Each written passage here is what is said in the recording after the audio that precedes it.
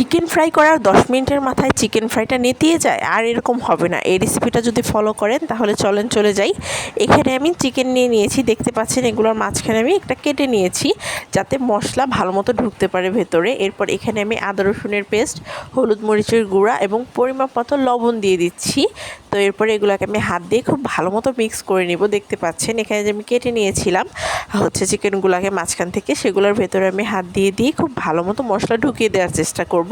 তো এগুলো আমি ম্যারিনেটের জন্য 5 মিনিট রেখে দেবো। তার পাশাপাশি এখানে আমি আটা, হলুদ মরিচের গুঁড়া আর লবণ দিয়ে দিয়েছি। এটা আটার একটা মিশ্রণ তৈরি করে নিব।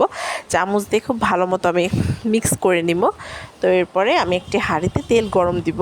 তো এটা একটু গরম হতে থাক, খুব লো আঁচে দিয়ে দিব। তার পাশাপাশি আমি চিকেনটাকে এখন কোটিং করব। তো দেখেন কিভাবে কোটিং করি। এখানে আমি সেই আটার মিশ্রণটার মধ্যে চিকেনগুলোকে দিয়ে খুব ভালো মতো এগুলোকে আমি কোটিং করে এখানে নর্মাল যে পানি কল থেকে বের হয় সে পানিতে আমি দিয়ে দিব।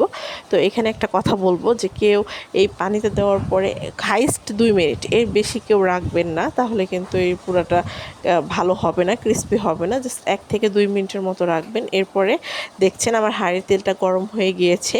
তো আমি ওই পানিটা থেকে ওই চিকেনগুলোকে উঠিয়ে আবার গিয়ে আটার মিশ্রণে দিয়ে কোটিং করে ডাইরেক্ট তেলে দিয়ে দিচ্ছি। কারণ এই আটার মিশ্রণ দিয়ে দ্বিতীয়বার কোটিং করার পর বাহিরে রাখলে এটা নেতিয়ে পড়ে। এরকম দেখছেন কি সুন্দর ক্রিস্পি একটা ভাব চলে আসছে।